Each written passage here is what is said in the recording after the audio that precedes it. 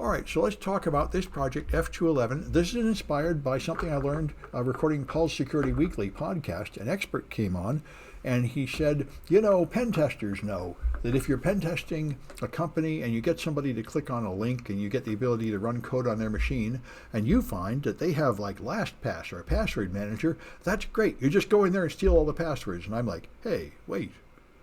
You go in there and steal all the passwords. That's easy? I didn't think that was supposed to be easy. So I was sort of horrified, so I wrote this project to see how easy it is, and it is pretty easy. And it's true of all password managers, essentially, that it's pretty easy. If someone can run code on your machine, they can steal your passwords. And when I read about the security of them, they said this is part of the business model of them. It's kind of impossible to make them any more secure than this, because it has to have access to all your passwords to fill it in on websites for you. So anyway, you get a Windows machine, install Chrome, install Process Explorer and HXD. These are the tools we're going to use. For Chrome, we're going to use LastPass. Now, I've done that on my Windows 11 machine here. So let me try and resize this to fit in the window. There we are. Okay, so I've already put Chrome on here, and I've already installed LastPass. So the instructions here show you how to do that. It's not too hard. To install LastPass, make the free version. You have to create an account and a master password, so use some kind of email. If you want to, you can use Mailinator, which is what I use, so I don't have to, oops, like I spelled it wrong in this screenshot. But anyway, Mailinator is a free email service. It's not private, so you only use it for testing purposes. But if you don't know Mailinator, you can just go to mailinator.com. And you can just make up any name you want. Like I can make up Sam CCSF and go, and any mail received there will appear here. So you can receive email here and click on things to subscribe to services with any name you want. Just anybody else can get in there. There's no password, so it's not private, but it's good for testing services. I use it a lot when testing apps and online services to test their security. I just want to make an account. So you give it an email, you give it a master password, which has to be kind of long and complex, and confirm it, and then you make an account. Then you install LastPass, and you add the extension to Chrome, and now the Chrome browser will be able to automatically fill in passwords. And for here, you just add items one by one and put in one password, a fake Facebook password, with the password test password 1234. And what we're going to do is see how to steal this password out of memory. So I've already got all that set up on this machine. So let me open my Chrome. I did it right before class, so it should be good. All right, here's Chrome. And the LastPass extension should be here. I think I have to hit this thing. Yeah, there's LastPass extensions. There it is. The red means it's logged in. There, I think it remembers I'm still logged in. Let's see. LastPass. Oh, here something's coming up. Let's try going to lastpass.com.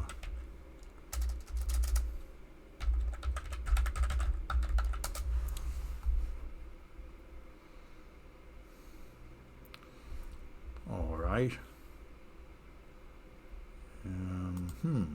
Well, it's good that I'm demonstrating this because here I'm going to pin it.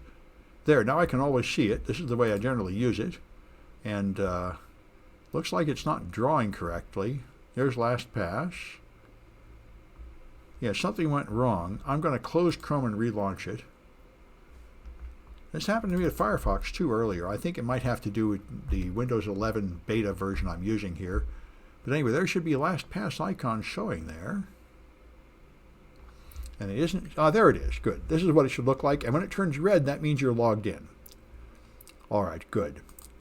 And you can, for example, you should be able to search your vault. Here we are. So if I search my vault for, say, Facebook, there's my Facebook password. And I can go here, and I can edit the item to make sure I can see it. And then it's there. And I can click this to show it, and there it is. So now I'm seeing my test user and test password, so it's there in this extension. I'm logged in. All right, that's what I wanted to have. And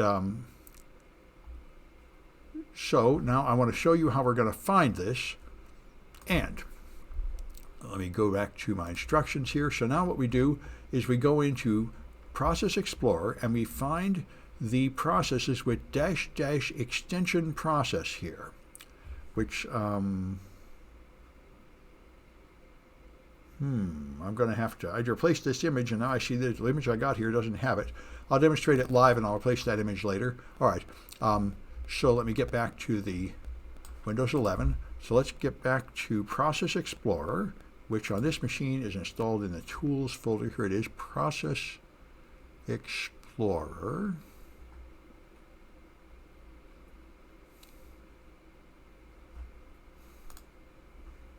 There. It's a free Microsoft tool, and it lets you see the processes running on your machine. All right. And so now, whatever this thing is doing, there we are. So you see there's a PID here, process ID. That's what I need, and I need it for the Chrome process. Now I'm going to turn off the lower pane to make more of this visible, and I'm going to resize it so it's all visible to me. Okay, down at the bottom will be the Chrome processes. There they are. So if you hover over the Chrome process, it shows you the command line, and if you get the right one, there, see this -- extension process there? It's on the first line towards the end, -- extension process. This is one that has it. This one, 5028. Now there's often another one that has it too. So see if you can find all of them. I'm looking for -- extension process in this pop-up. And I'm only finding one of them that has it. I'm just going to make one more pass through looking for -- extension process.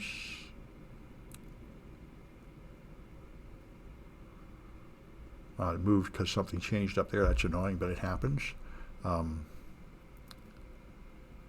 Might be better if I compress all this stuff to get it to stop moving.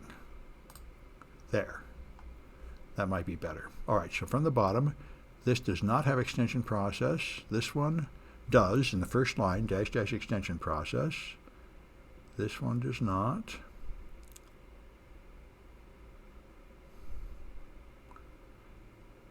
Okay, I think it's only that one, 5028. So now what you run is HXD, a raw hex editor, which is free and very powerful and very nice. And I want to look at process 5028. So I do Tools, Open Main Memory, and I find the 5028 right here and double-click it.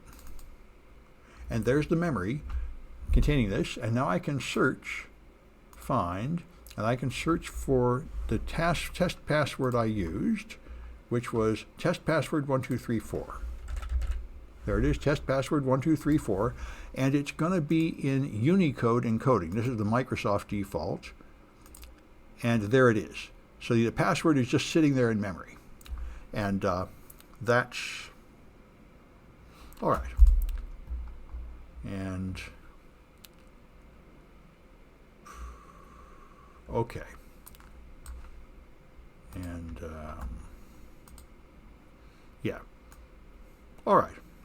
So anyway, that's just what I wanted to show you. That's how easy it is. All your passwords and secrets are just sitting there in memory in the process that's running the password manager. And if you go to this project, there's an extra credit portion where you try another one, because when I first found this out, I was horrified, and I wondered if there was a better password manager, and there isn't. But I tried several others, but one I tried is Keeper. So I put Keeper in Firefox. You do the same thing. You install it. You put in a password containing this string ccSF#, and then you can search for it again. It's a little bit harder to find the right process, but when you find the right process, you will find your password stored just sitting there in memory. All your passwords are just sitting there in RAM, connected to the browser tab, so it can fill in the passwords for you. And nobody's really thought of a better way to do this, apparently. So that's a sort of disillusioning feature of password managers. Still, I highly recommend them. It's far better than the alternative of using the same password everywhere. Writing your passwords on a piece of paper would be even more secure, except if you lose that paper. So for most people, password managers are the best answer for the current problem. And the better solution, which is coming up now, is to use biometric authentication on your phone for everything. That's coming. Google just turned that on recently, and that's probably the modern solution, is to use biometrics instead. But while we're still using passwords, the best thing to do is use password managers. Anyway, that's it for that demo.